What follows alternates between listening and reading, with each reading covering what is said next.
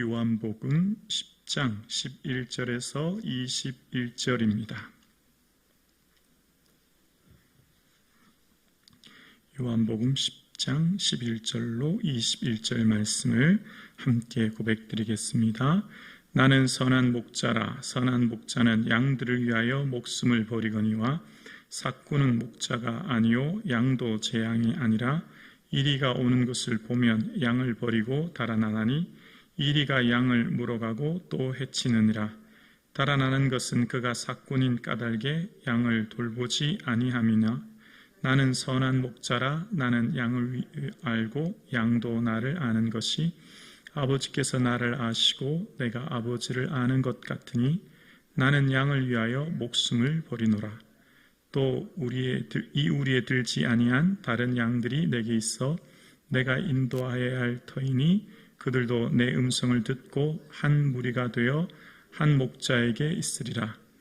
내가 내 목숨을 버리는 것은 그것을 내가 다시 얻기 위함이니 이로 말미암아 아버지께서 나를 사랑하시느니라. 이를 내게서 빼앗을 자가 있는 것이 아니라 내가 스스로 버리노라. 나는 버릴 권세도 있고 다시 얻을 권세도 있으니 이 계명은 내 아버지에게서 받았노라 하시니라.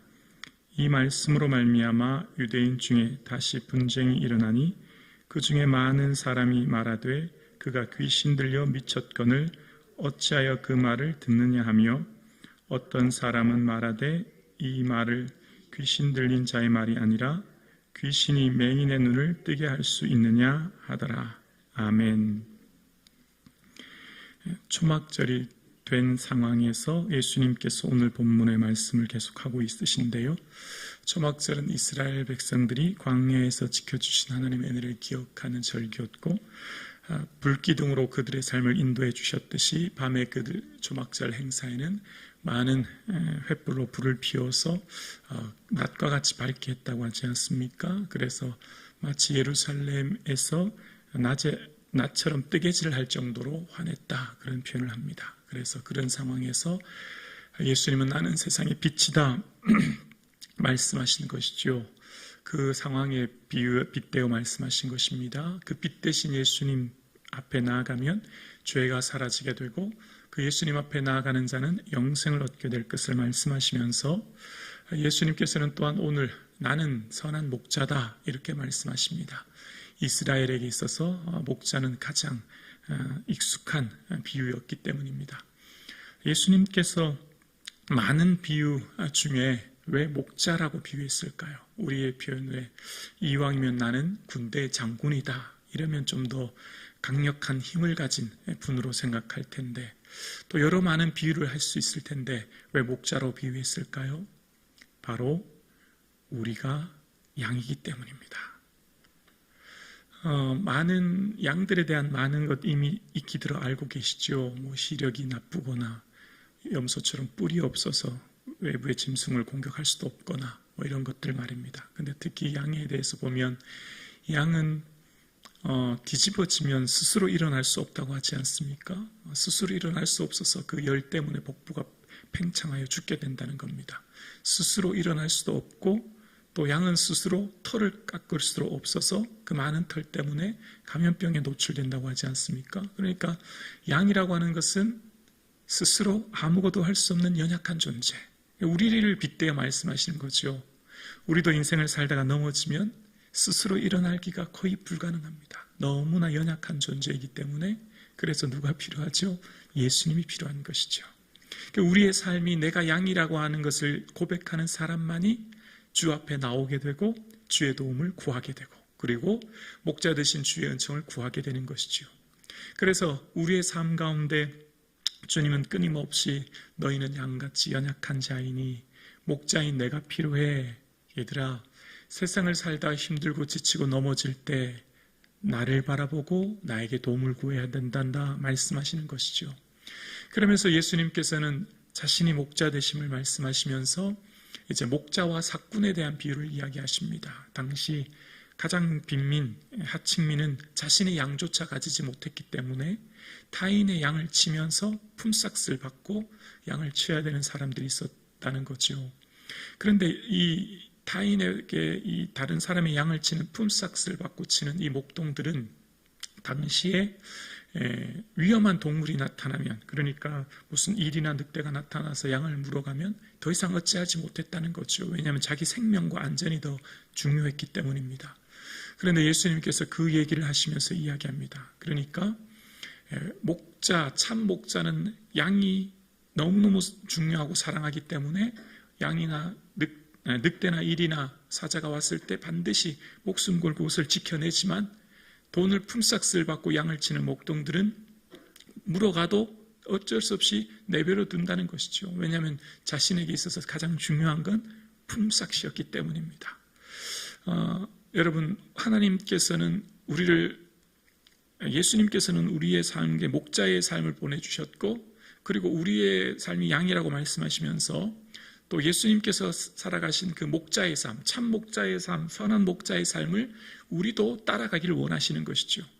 예수님께서 이 땅에 오셔서 살아가신 삶을 우리도 본받기를 원하시는 것이죠. 그래서 우리는 각자 삶의 자리로 보내신 하나님께서 각자 우리를 택하시고 부르신 자들이요, 우리의 삶 가운데서도 참 선한 목자 되신 예수님을 따라 사명감을 가지고 이 땅에서의 삶을 살아가기를 원하시는 것입니다. 여러분, 억지로와 저절로의 차이는 무엇입니까? 어떤 사람은 억지로 직장 다니고 억지로 일하고 힘든데 억지로 하는 반면, 저절로 직장을 다니게 되고 직장 다니는 것도 콧노래가 부르고 즐겁게 직장 다니고 즐겁게 가정생활하고 삶의 자리가 즐겁고 행복하게 저절로 이루어지는 사람과 억지로 겨우겨우 살아가는 사람의 차이는 무엇입니까? 그 중심에는 바로 사랑이 있는 것 아니겠습니까? 여러분, 우리의 삶 가운데 하나님께서 저와 여러분의 삶을 보내시고 오늘의 삶을 살게 하십니다. 참 선한 목자 되신 예수님처럼 우리의 마음속에도 그 예수님을 사랑하는 마음, 또 내 삶에 주어진 삶의 자리에 사람들을 사랑하는 마음으로 살기를 원하시는 거지요. 그게 저절로 살아가는 삶을 살게 만드는 것이지요. 그 안에는 사랑이 있기 때문입니다. 그럼 어떻게 될까요? 가장 작은 일도 최선을 다합니다. 자신이 하지 않아도 되는 것까지 하게 됩니다. 여러분, 직장을 다니거나 삶을 살거나 교회 봉사도 마찬가지입니다. 여기까지만 경계를 정해놓고 하는 사람이 있습니다. 나는 이것 이외에는 더 이상 할 수 없다. 경계를 정해놓고 봉사하거나 또 우리의 삶의 직장 생활하거나 어떤 일을 하는 사람이 있습니다. 그것은 그 사람의 목적이 품삯이기 때문에, 그 사람의 목적이 정해져 있기 때문입니다. 그러나 경계가 없이 주어진 것들에 다 내어놓고 모든 것을 다 주는 사람은 어떤 사람입니까? 그 마음에 사랑이 있기 때문에 그 일을 행하는 것이죠. 여러분, 다윗은 골리앗과의 이 싸움은 모든 사람이 다 알고 있습니다. 근데 다윗과 골리앗 전에 다윗의 한 고백을 여러분 기억하시죠? 사울이 다윗에게 너는 소년이요, 그는 용사라, 너는 전쟁에서 이길 수 없다, 그런 표현을 하지요. 근데 다윗이 이런 얘기를 합니다. 내가 아버지의 양을 칠 때 사자나 곰이 와서 그 새끼를 물어가면 내가 따라가서, 들어보세요, 따라가서 그것을 쳐서 그 입에서 뺏어왔다는 겁니다. 다윗은 아주 작은 일, 아버지의 양이기 때문에 아버지의 양이 어쩔 수 없었다라고 해도 괜찮지 않습니까? 그러나 그 작은 일도 최선을 다해서 목숨 걸고 그 새끼를 빼앗아 왔다는 것입니다. 그것이 골리앗과의 싸움 전에 다윗의 한 고백이지요. 그것은 뭘 말하고 있습니까? 다윗이 골리앗과의 싸움을 그렇게 한 후에 하나님께서 나와 함께 하시면 내가 골리앗도 이길 것이라 이야기합니다. 다윗의 삶에 뭐가 있었지요? 다윗이 하나님 쓰시는 이유가 무엇이었습니까? 골리앗과의 싸움은 그것으로 인해서 일약 대스타드가 되어서 군대장, 많은 사람들의 인정을 받는, 박수를 받는 삶이 되었다 생각하는데, 하나님은 이미 그 전에 언제를 그를 보셨다고요? 소년일 때 사자와 곰이 새끼 양을 물어갈 때 목숨 걸고 그것을 지킨 그 삶의 중심, 그 가장 작은 것도 최선을 다하는 그것이 다윗을 이스라엘 왕으로 삼으신 것임을 우리는 보게 됩니다. 오늘 저와 여러분의 삶도 하나님께서, 예수님께서 가신 그 선한 목자의 삶을 우리도 함께 따라갈 수 있기를 주의 이름으로 축원합니다. 사명감을 가지고 살아가는 거죠. 여러분, 예를 들어서 볼까요? 어떤 사람이 직장 생활을 한다고 해봅시다. 직장도 주님께서 보내신 자리요, 주께서 나와 함께 하셔서 나의 삶을 보내셨다 생각하고 나도 예수님 가신 그 선한 목자의 삶을 살아간다면, 그 동기가 사랑이라면 어떻게 될까요? 콧노래 부르면서 즐겁게 주어진 일을 하지 않겠습니까?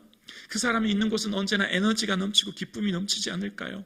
하지 않아도 될 야근, 특근, 다른 사람의 일도 너끈히 하지 않아도 되는 그 일도 한다면 그 사람을 통해 선한 영향력이 드러나지 않을까요?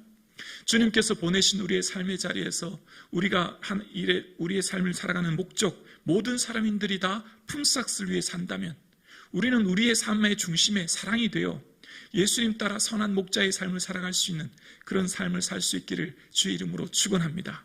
그것이 주님께서 우리에게 원하시는 삶이 되는 것이지요. 그래서 주님이 살아가신 그 삶은 자발적 헌신, 자발적 희생, 그 자발적 삶의 희생을 삶을 통해서 살아가신 것이죠. 그래서 예수님께서는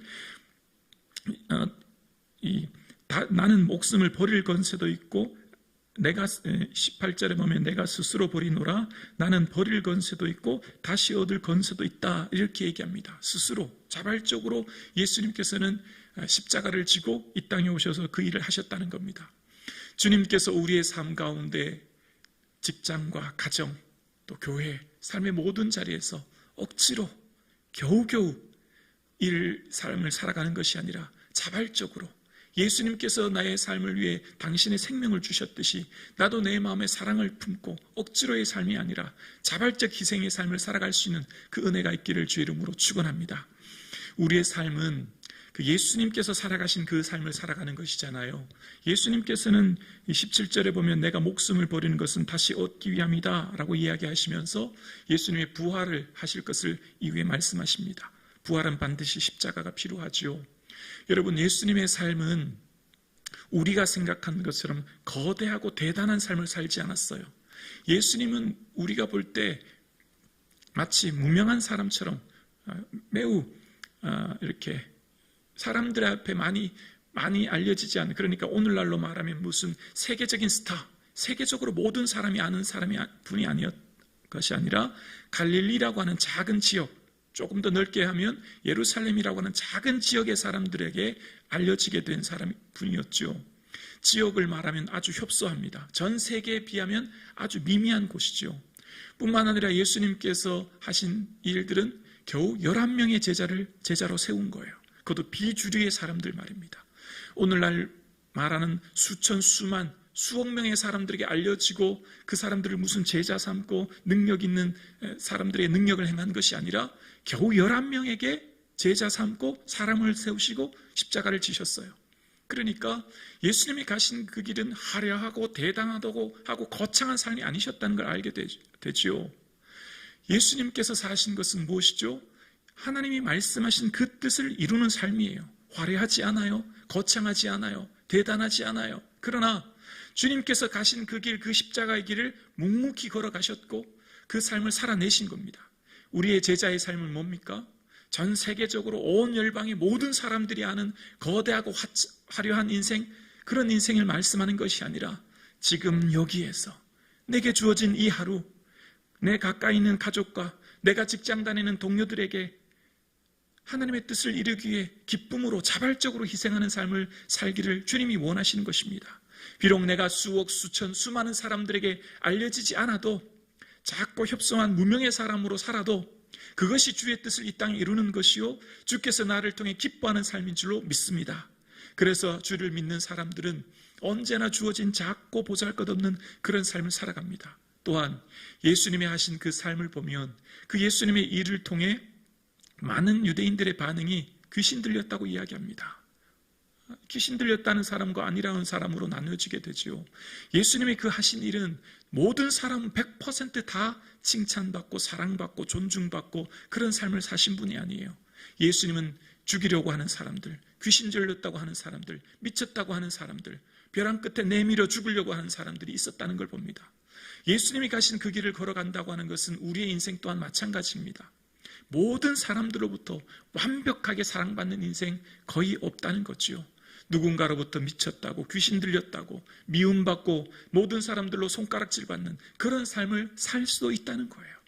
예수님이 가신 그 길의 삶을처럼 우리의 삶도 때로는 사람들로부터 오해와 상처를 통해 힘들어질 수도 있으나, 그러나 우리의 삶은 그들의 귀에 귀 기울이고 그들에게 시선을 두는 것이 아니라 하나님을 바라보고 내 아버지 되신 주님이 내 삶을 아시니 낙심하지 않고 어떠한 삶의 환경에서도 주를 의지할 수 있는 저와 여러분의 삶 되기를 주의 이름으로 축원합니다.